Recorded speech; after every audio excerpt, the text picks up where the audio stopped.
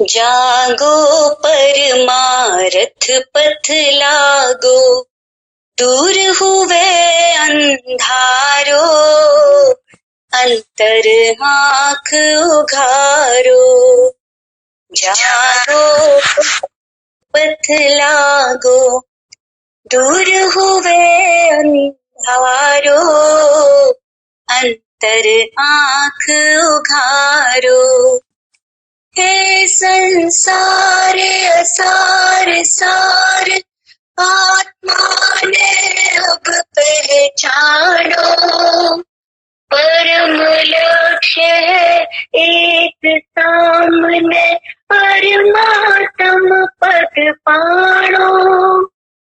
अहंकार ममकार छोड़कर अपनो आपो संहारो, अंतर आँख उघाड़ो। भोर भोर रवि उगे, आंतण आत्म तो दिखे। नश्वर तारो बोध पाठ, सहजा मानव सीखे। आत्म रमण ही मार्ग निरापद, होसी जट निस्तारो, अंतर आँख उघारो। जागो परमारथ पथ लागो, दूर हुए अंधारो, अंतर आँख उघारो, अंतर आँख उघारो।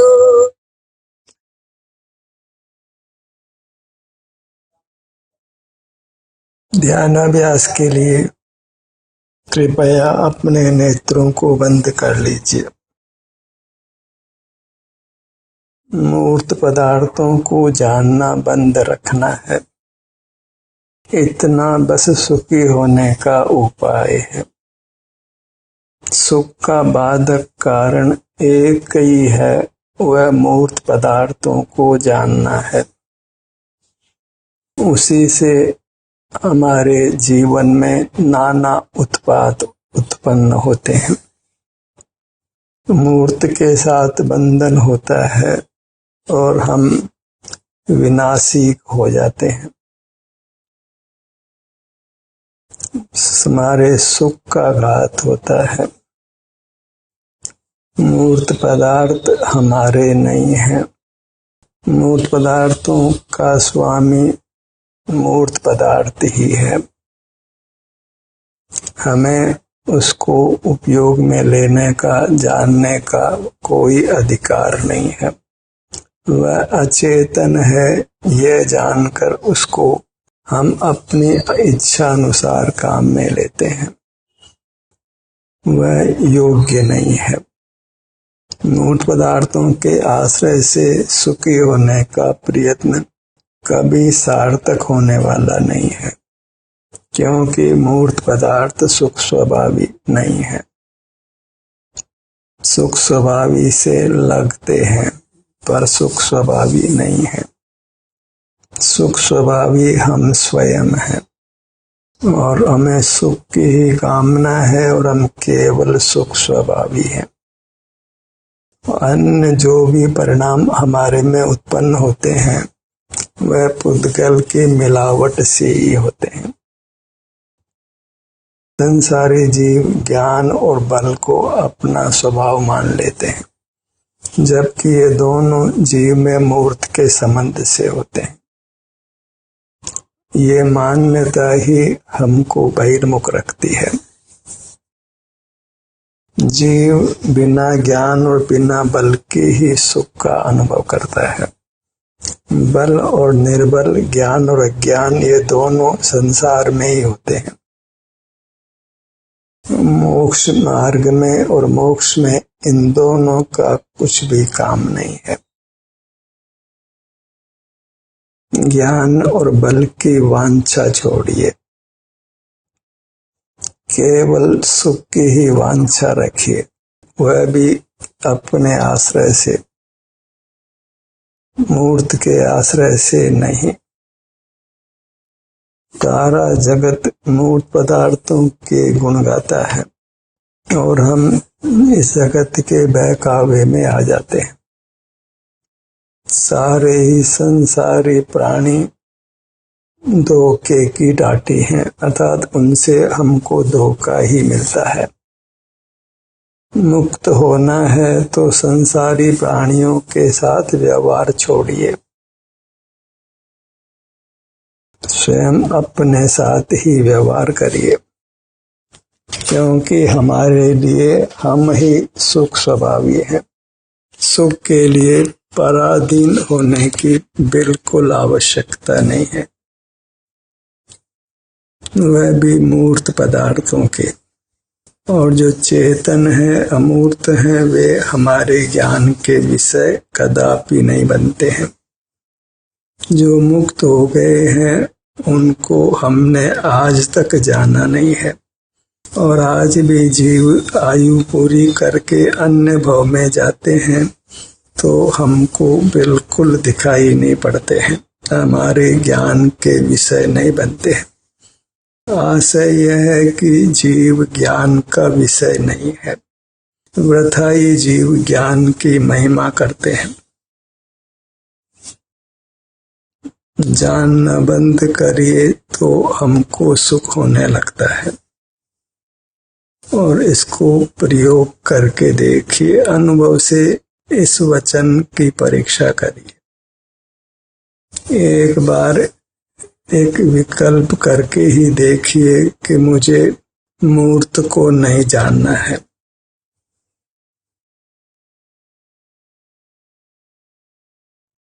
तो स्वतः ही आप अपने सन्मुख होते हैं, अर्थात आपको अपने अमूर्त सही के सुख दुख की जो भी दशा है उसका अनुभव होने लगता है।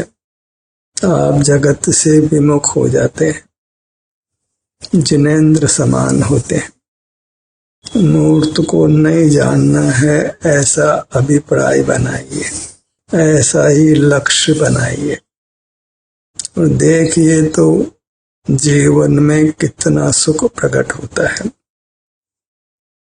एक छोटे से अभिप्राय से कि मुझे मूर्त को नहीं जानना है, आप मूर्त से छूटकर प्रकट अमूर्त होंगे, परमात्मा होंगे। मूर्त का बंधन समाप्त होगा, मूर्त से आप अप्रभावी होंगे, और आनंद का अनंत सागर आप में उमड़ेगा और अनंत काल बना ही रहेगा। मूर्त को जानना मूर्त के परतंत्र होना है। किसी भी पर का आलम्बन हमको परतंत्र करता है। जीवन केवल स्वाधीन हो, अपने सन्मुख हो, पर के जानने रूप नहीं हो, क्योंकि पर का जानना वह स्वानुभव के विरुद्ध है, मोक्ष मार्ग के विरुद्ध है। जानना संसार मार्ग है और अपने आनंद का अनुभव मोक्ष मार्ग है। जानना जीव का स्वभाव नहीं है, जीव आनंद स्वभावी है। जीव बल स्वभावी भी नहीं है। जीव को दर्शन स्वभावी मान सकते हैं, वह दर्शन वास्तव में सुख की अनुभूति है।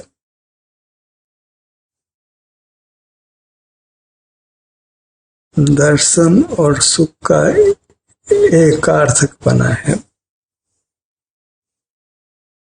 दर्शन सुख ये दो भाव नहीं है।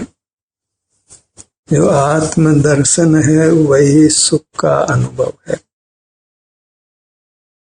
इसके प्रतिपक्ष मूर्त के संबंध से ज्ञान और बल का परिणमन होता है। इंद्रिय ज्ञान, मन बल, वचन बल, काय बल।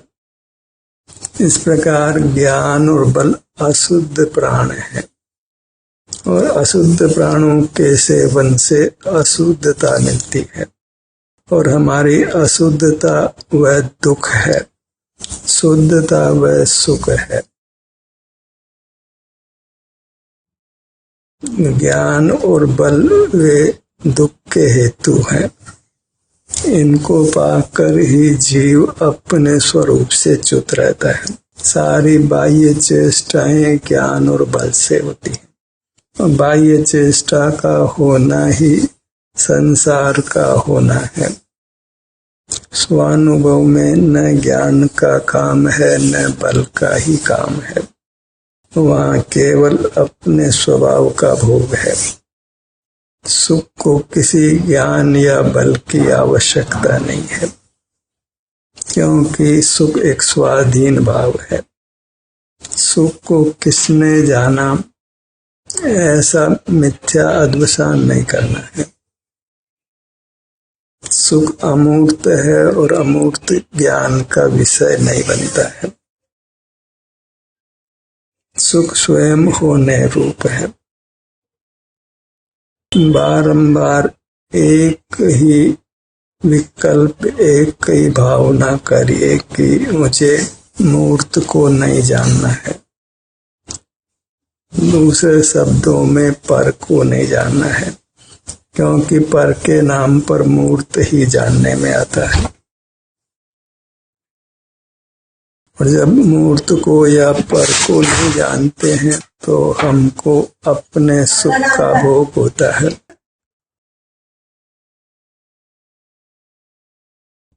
चेतन का जड़ से पृथक होना ही मुक्त होना है। जड़ से पृथक होने के लिए हमको जड़ से विमुख रहना है। हम जड़ के सन्मुख रहें और मुक्त हो जाएं, ये कदापि संभव नहीं है। जड़ चेतन का वियोग होना ही मोक्ष को पाना है। तो जड़ को जानना बंद करिए, वही इंद्रिय संयम करिए, इंद्रिय ज्ञान का निरोध करिए।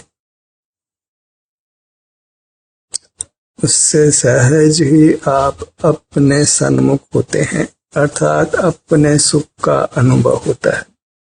अंतर्मुख होना ही सुख का अनुभव करना है। कहो तो सुख का अनुभव करना ही अंतर्मुख होना है। स्वभाव सुगम होता है, सरल होता है, बस स्वाधीन होता है। जहाँ स्वाधीनता है वहाँ सुगमता है, और जहाँ पराधीनता है वही कठिनाई है। हमें अनादि से पराधीन रहने की आदत हो गई है। जैसे देश पर मुगलों ने या अंग्रेजों ने राज किया तो यहाँ के लोगों ने ऐसा मान ही लिया कि ये ही सच्चे शासक हैं, और हमने हमारी स्वायत्तता को, प्रभुता को, स्वाधीनता को खो दिया। ऐसे ही हमने ये मान लिया कि पुद्गल के सारे ही जीवन है। जीने के लिए रोटी, कपड़ा, मकान अनिवार्यताएं हैं। सारा विश्व ही रोटी, कपड़ा, मकान को जीवन के लिए अनिवार्य मानता है। और ये रोटी, कपड़ा, मकान परद्रव्य हैं, अचेतन है। अचेतन से जीवन कैसे मिल सकता है? बिना अचेतन के हम वास्तव में सुख पा सकते हैं। लोक में भी कोई व्यक्ति अस्वस्थ हो और उपवास करता है, भोजन ग्रहण नहीं करता है तो स्वस्थ हो जाता है। तो भोजन के त्याग से स्वास्थ्य की प्राप्ति होती है। तो फिर भोजन की अनिवार्यता कहाँ रही? भोजन के ग्रहण से अस्वस्थ होता है और भोजन के त्याग से स्वस्थ होता है। तो भोजन से जीवन नहीं है, भोजन नहीं करने से जीवन है। ये तो एक दृष्टांत मात्र है। सभी मूर्त पदार्थों के संबंध में यही जानना चाहिए कि मूर्त से ही जीवन है, ऐसा इंद्रिय ज्ञान में रहने से हमको मिथ्या श्रद्धान हो गया है और फिर हम मूर्त पदार्थों में ही अदला बदली करते रहते हैं। इस मूर्त पदार्थ को ग्रहण करना, इसको ग्रहण नहीं करना, वही मूर्त पदार्थों में इष्ट अनिष्ट कल्पना करना है। सारा विवेक ही इसी में लगा दिया है कि ये मूर्त पदार्थ ग्राह्य है और ये मूर्त पदार्थ ग्राह्य नहीं है। इसी को मूर्त में इष्ट अनिष्ट कल्पना करना है और इसको व्यवहार चारित्र कहते हैं। और अंतरंग में तो इसी को ही चारित्र मानते हैं, धर्म मानते हैं, जबकि इसमें किंचित भी चारित्र नहीं है, किंचित भी धर्म नहीं है। मूर्त पदार्थों को अदल बदल नहीं करना है, मूर्त पदार्थों को उपयोग में ही नहीं लेना है। जानना भी उपयोग है और जानकर उनका नाना प्रकार से हम आश्रय करते हैं, वह भी उनको उपयोग में लेना है। तो ज्ञान उपयोग के इस प्रकार नाना प्रकार हैं। भोजन ग्रहण करते हैं, वस्त्र पहनते हैं, सब को ज्ञानोपयोग ही समझिए, क्योंकि ज्ञान के द्वारा पदार्थों को जानकर उनका आलंबन हम करते हैं, तो वह सब ज्ञानोपयोग का ही फल है। जहाँ ज्ञानोपयोग है वहाँ हम नाना प्रकार से मूर्त पदार्थों का आश्रय करते हैं, उनके आश्रित जीते हैं, उन्हीं में रात दिन अपनी दृष्टि गाड़े रखते हैं। मूर्त को जानना बंद करने की बात ही हम नहीं सोच पाते। हम ही नहीं, प्रबुद्ध वर्ग और त्यागी वर्ग भी नहीं सोच पाता है कि मूर्त को जानने से संसार है। आगम में भी इसका स्पष्ट उल्लेख है कि जीव मूर्त से क्यों बनता है। वह इसलिए बनता है कि वह मूर्त को जानता है। वह जानना मूर्त का ही होता है। सकल ज्ञान ही बंध का हेतु है। जो बंध का हेतु है उसको ही ज्ञान स्वभाव प्रसिद्ध कर दिया गया है और यह इस कलिकाल की बलिहारी है। यह सत्य ही कहा गया है कि यह पंचम काल है, दुखमा काल है। यहाँ कोई भी जीव सम्यक दृष्टि उत्पन्न नहीं होता है।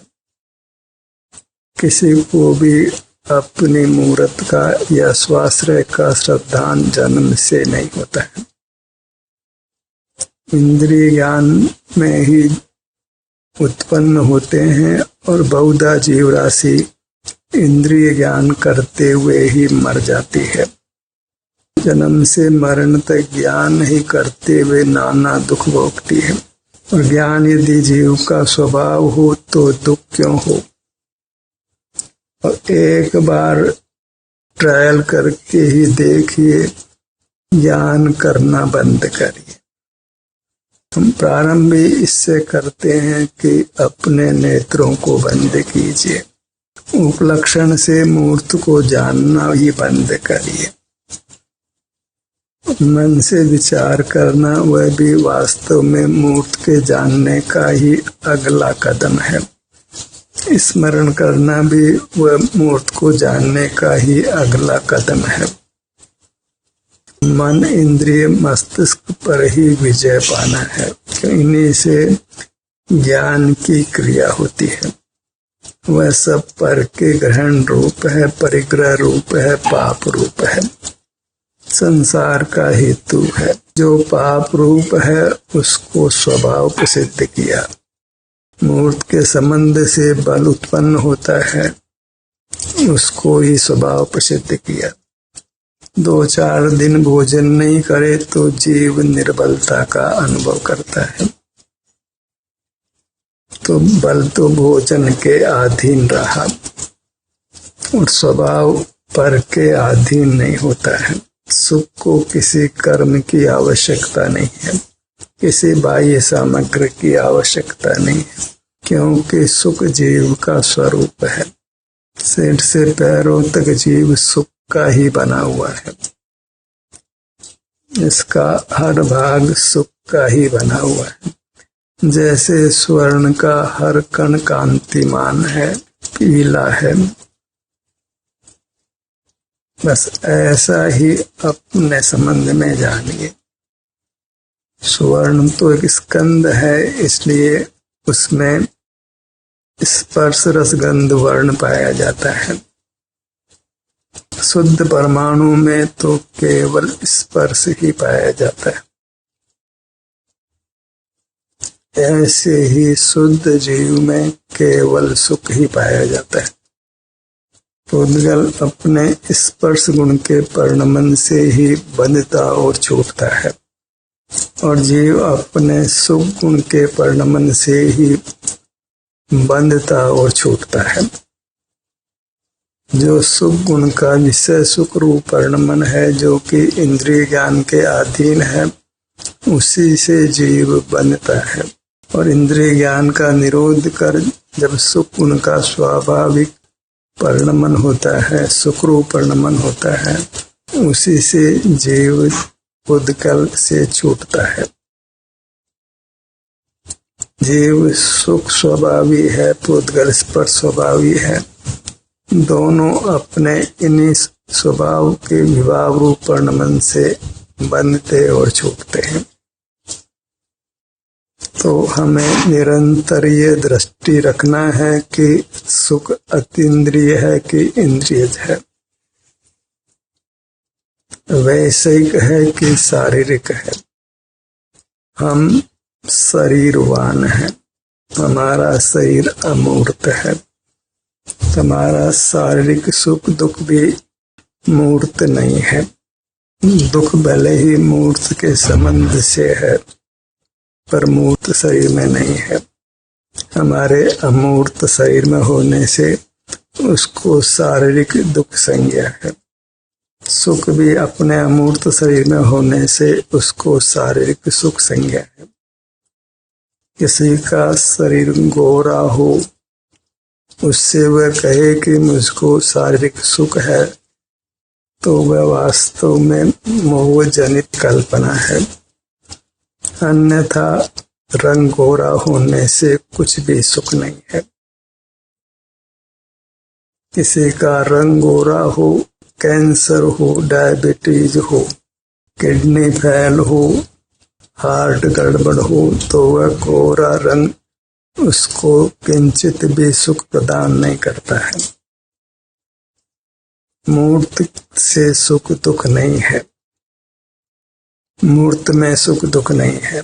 सुख दुख हमारे अमूर्त शरीर में है, और वह दुख मूर्त के साथ व्यवहार करने से है, सुख अपने स्वभाव से है।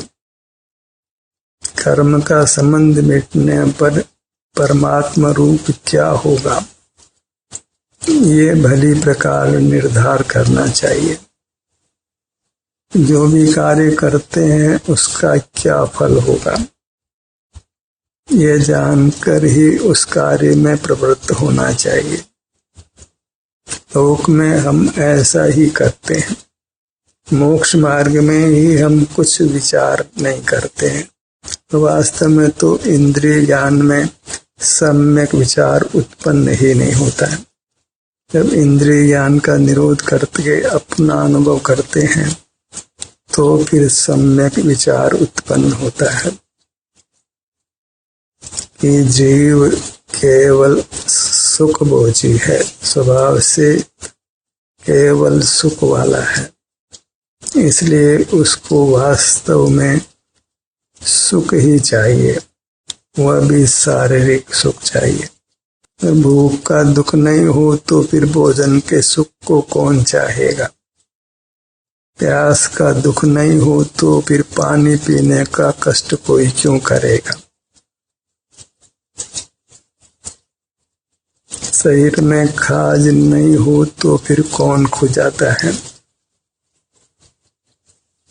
तो वैसे सुख वैसे के दुख सब कर्म के संबंध से है, शारीरिक दुख भी कर्म के संबंध से है। सुख अपने स्वभाव से है और उसमें कुछ भी चेष्टा नहीं चाहिए, बस चेष्टा को रोकना है। जो सहज ही हम मूर्त को जानते रहते हैं, फिर मन बल वचन बल काय बल का उपयोग करते हैं, श्वास को भी नियंत्रित करने का प्रयत्न करते हैं, तो वह सब कुछ जीव का स्वभाव नहीं है। अपनी विभाव परिणतियों को भी मुख्य करना वह हमारा स्वभाव नहीं है। मुख्य करना है अपने भीतर सुख की दशा को, आराम की दशा को। अपने शरीर के विभिन्न भागों में जो वेदना रहित स्थिति है, आराम की स्थिति है, बस उसको ही सुख का बीज मानकर अनुभव करिए। जब बीजारोपण करते हैं तो फिर उत्तम फल आते हैं। ऐसे ही जो प्रकट शरीर में आराम की दशा है, उसको मुख्य करके भोगिए, तो उसके फल में ही उत्तम अविनाशी सुख मिलता है और अनंत काल मिलता ही रहता है। सुख का स्थल केवल अपनी चिन्ह मूर्त है। सुख की कामना है तो अपने चिन्ह मूर्त के ही गीत गाइए। गाओ अरे नित इसी के गीत गाओ। अब इसी का क्या तात्पर्य है? ये अपना अमूर्त शरीर है, इसी के गीत गाना है।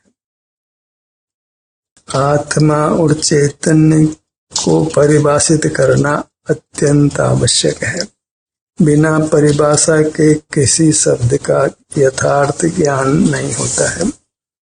आत्मा का स्मरण करना, अनुभव करना, चैतन्य का स्मरण करना, अनुभव करना, इससे प्राय जीव कुछ भी समझ नहीं पाते। इसलिए यह कहना योग्य है कि अपने आभ्यंतर अमूर्त शरीर का संवेदन कीजिए। वही चैतन्य का स्मरण है, वही आत्मा का अनुभव है, वही आत्मा के गीत गाना है। तो वास्तव में तो हमको अपने अमूर्त शरीर के गीत गाना है, उसी की महिमा लेना है, उसी की भक्ति करना है, उसी की पूजा करना है। और वह पूजा कोई उद्गल द्रव्यों से नहीं होती है। भला अमूर्त की पूजा मूर्त से कैसे होगी? अमूर्त तो केवल संवेद्य है, उसका केवल संवेदन होता है। तो परमात्मा की पूजा करना इष्ट है तो अपने अमूर्त शरीर का संवेदन कीजिए। इस संवेदन में अभी शारीरिक सुख का अनुभव हो कि दुख का अनुभव हो, वह सब स्व संवेदन है। वेदना ने तो चले जाना है और केवल सुख नहीं रहना है। उस सुख में किंचित भी राग द्वेष नहीं है, वह अत्यंत राग द्वेष रहित वीतराग है। उसमें किंचित भी पराश्रय नहीं है, ज्ञान नहीं है। ज्ञान पराश्रय रूप है और संवेदन स्वाश्रय रूप है। ज्ञान को परोक्ष कहा, इसका तात्पर्य यही है कि वह पराधीन है। जितना भी ज्ञान है वह मूर्त के संबंध से ही होता है।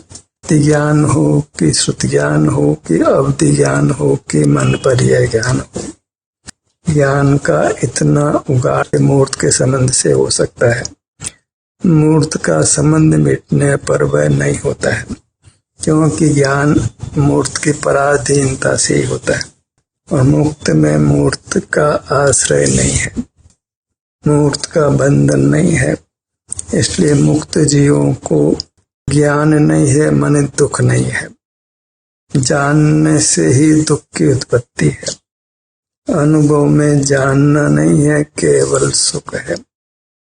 बार बार इस बात पर जोर इसलिए दिया जाता है कि जीव अनादि से जानने में खड़ा है। उसको जानने से ही अति प्रीति हो गई है, उस जानने में ही तन्मय हो गया है। उस जानने को छुड़ाना ही अत्यंत कठिन हो गया है। और जो उस जानने से अपने को छुड़ा लेता है तो वह अपने अतीन्द्रिय सुख को पा लेता है। फिर अपने अमूर्त शरीर का ध्यान करने में वह समर्थ हो जाता है और परमात्म दशा को पा लेता है। ध्यान का सत्र यहीं समाप्त होता है।